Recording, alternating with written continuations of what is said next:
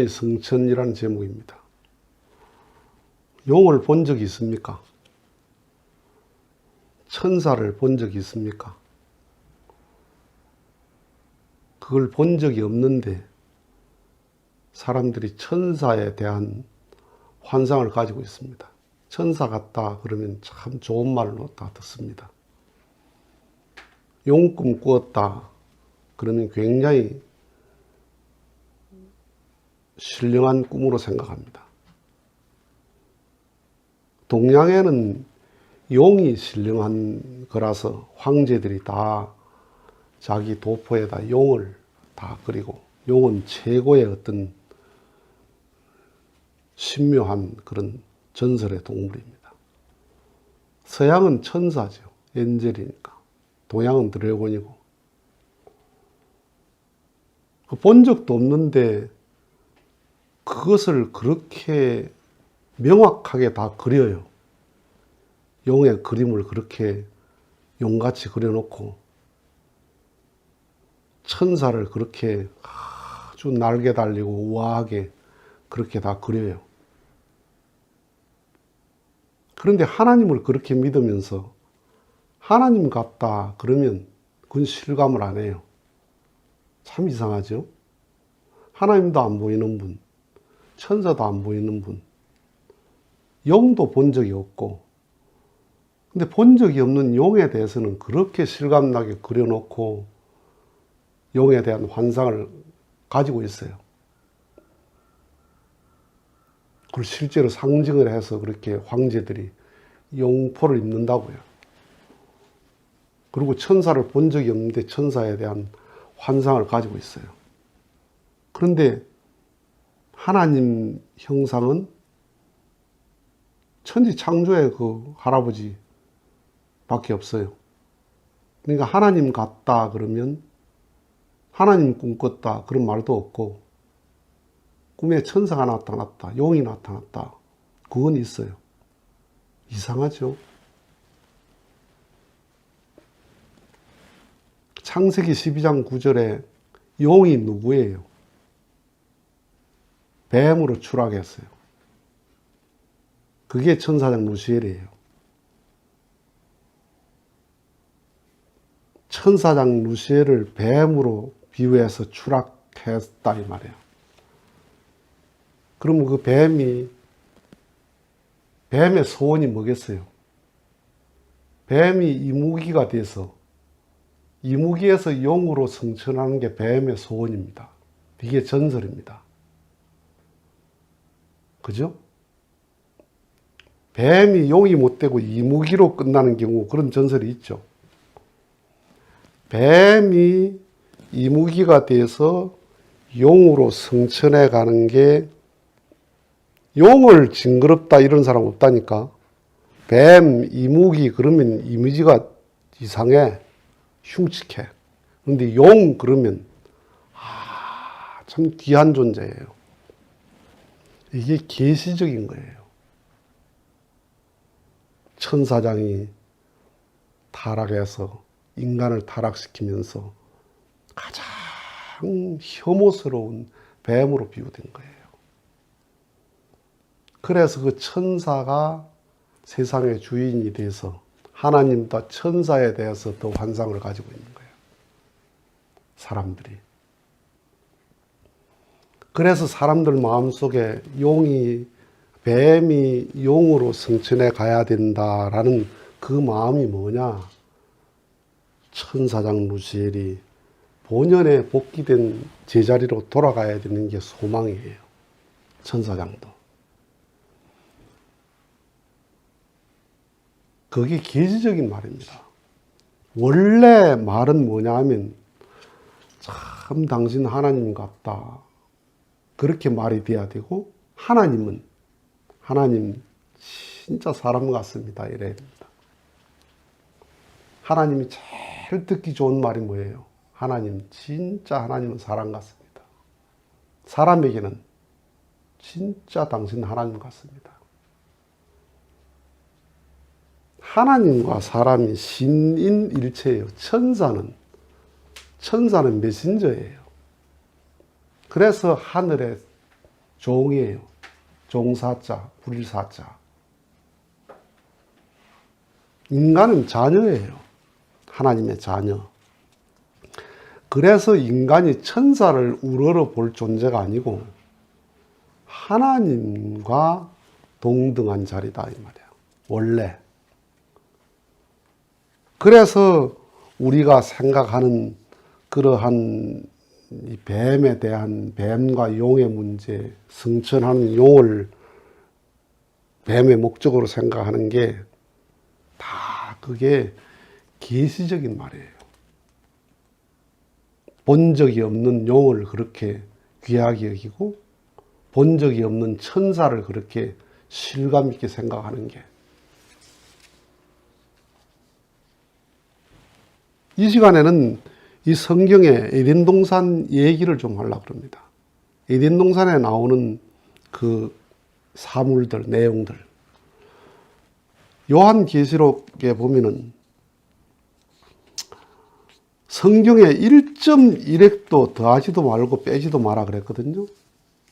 1.1획도 더하지도 말고 빼지도 마라. 그러니까 그게 바로 성경의 문자주의예요. 성경 문자 그대로 믿어야 된다. 선악과는 선악과 과일로 믿어야 되고 나무는 나무로 믿어야 되고 뱀은 뱀으로 믿어야 되고 그게 아니에요. 아이고 저 여우 같은 놈 봐라. 그러면 그 사람이 여우 새끼입니까? 아이고 저 소 같은 놈. 그 소 새끼입니까 그게? 소가 미련하다는 입장에서 소에다 비유를 하는 거죠. 머리가 잘 안 돌아가는 사람 뭐라고 그래요? 닭대가리라 그러지. 새대가리라 그러지. 그 사람이 새새끼입니까?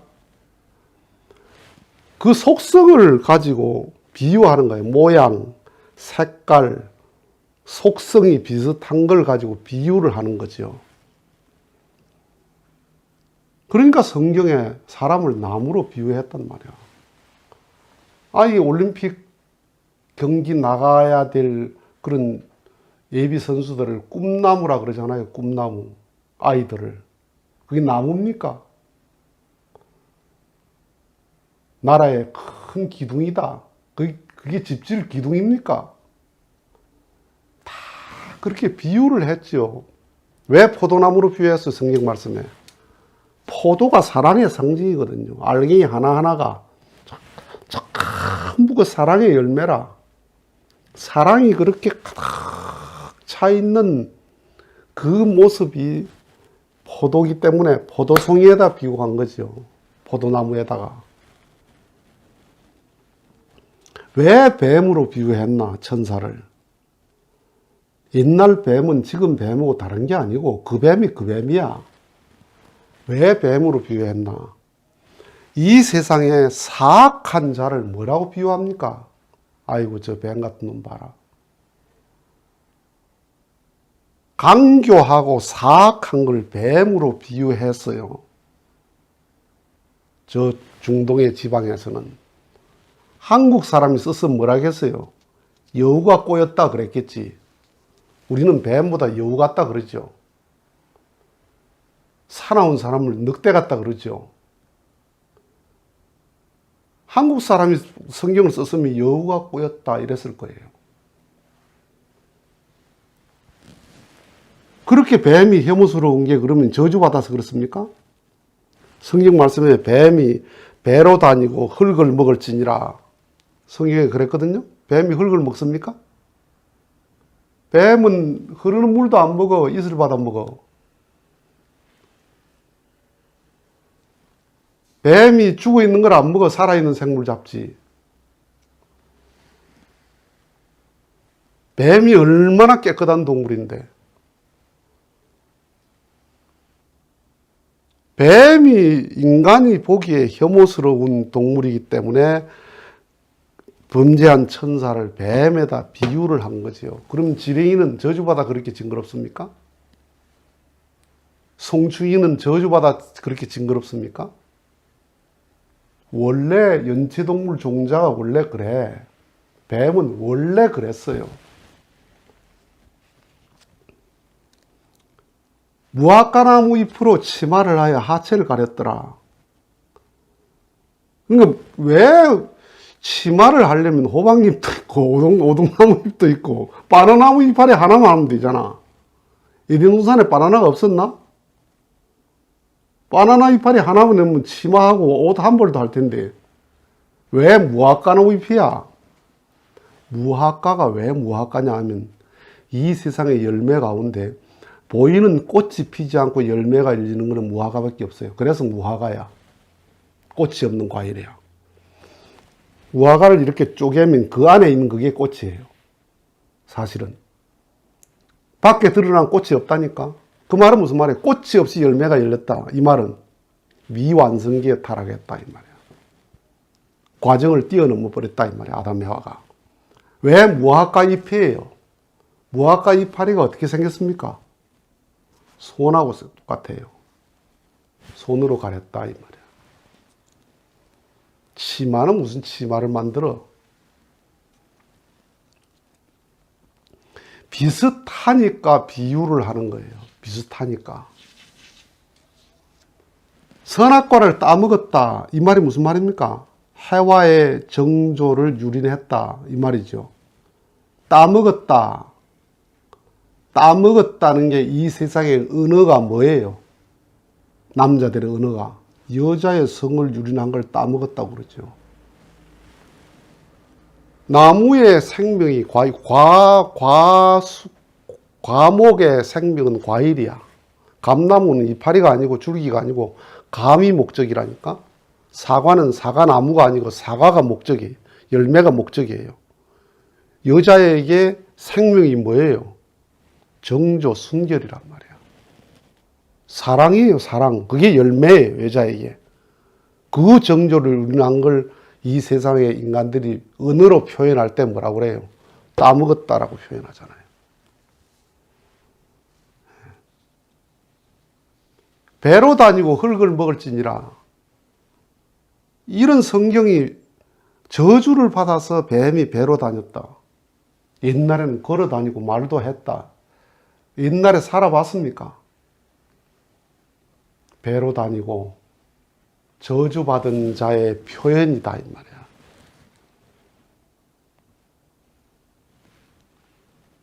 그러면서 에덴 동산 중앙에 선악을 알게 하는 나무와 생명나무가 있었다 그랬어요. 그 선악을 알게 하는 나무와 생명나무는 지금 종자도 없어. 이 지구상에. 포도나무, 올리브나무, 떨기나무, 무슨 나무들은 다 현존해요. 성경 말씀에. 그런데 선악을 알게 하는 나무, 생명나무는 아예 종자도 없어. 원래 그건 종자가 없는 나무예요. 에덴 동산 중앙에 그 말이 무슨 말입니까? 아담 해와의 에덴 동산이 어디예요? 아담의 에덴 동산이 해와예요. 해와의 에덴 동산이 아담이에요. 가인 아벨의 에덴 동산이 부모야. 부모의 에덴 동산이 자식이에요. 에덴 동산은 사랑의 동산이야. 내 가장 사랑하는, 목숨을 주고도 바꿀 수 없는 사랑하는 그 대상이 나의 에덴이에요. 그걸 뭘로 바꿀 수 있어요? 자식을, 부모를, 부부를. 아담, 해와 몸 중앙에 뭐가 있어요? 아래 위로 중앙, 좌우로 중앙에 해와의 선악과가 있잖아. 남자의 생명나무가 있잖아요. 인체를 말하는 거예요, 그게. 원래 생명나무, 선악나무라는 나무 자체가 없는 나무야. 꿈나무는 없어요, 이 세상에. 꿈나무가 어디 있어, 이 세상에.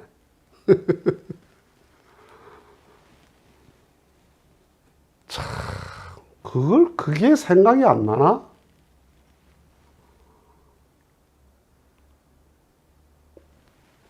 부산이 낳은 인물, 대한민국이 낳은 인물, 그런 말을 하죠. 부산이 낳은 인물, 부산이 자궁이 있습니까? 아, 부산이라는 자궁에서 나왔다. 그렇게 말합니까? 그 정도의 비유가 이해가 안 됩니까? 성경에 먹음직스럽고 보암직스럽고 탐스럽다 그래, 선악과가. 먹음직스럽고 보암직스럽고 탐스럽다. 성숙한 여자의 그 모습이 얼마나 탐스럽고 보암직스럽고 아름다워요. 이 세상에 그보다 아름다운 게 있어요? 이 세상에 그보다 탐스러운 게 있느냐 이 말이에요. 이 세상에. 하나님의 창조 가운데 여자가 가장 아름다운 거예요. 가장 마지막 작품이야. 그래서 여자는 미적 존재예요. 남자는 지적 존재고. 여자는 가장 아름다운 존재예요. 동물은 순놈이 아름다워. 닭이, 장닭이 아름답고, 장기가 아름답고, 숫사자가 아름답고, 순놈이 다 아름다워. 사람은 여자가 아름답다는 거예요. 여자가 화장을 하고, 여자가 치장을 하고, 귀걸이, 팔걸이 다 하게 돼 있다는 거예요.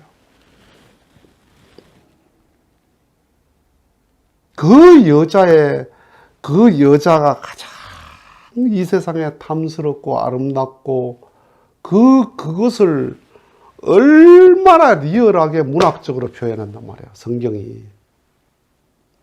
정말 성경은 시적이고 문학적이에요.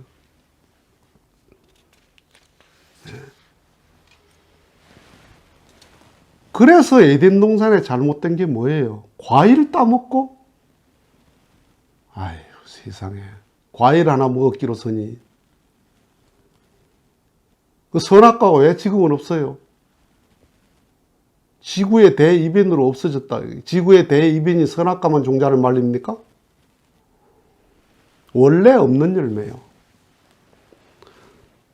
따먹으면 죽는다. 죽을 줄 알면서 따먹었어요. 죽음을 초월할 수 있는 건 사랑밖에 없어요. 과일은 하나 먹자고 생명 거는 놈이 어딨어, 세상에.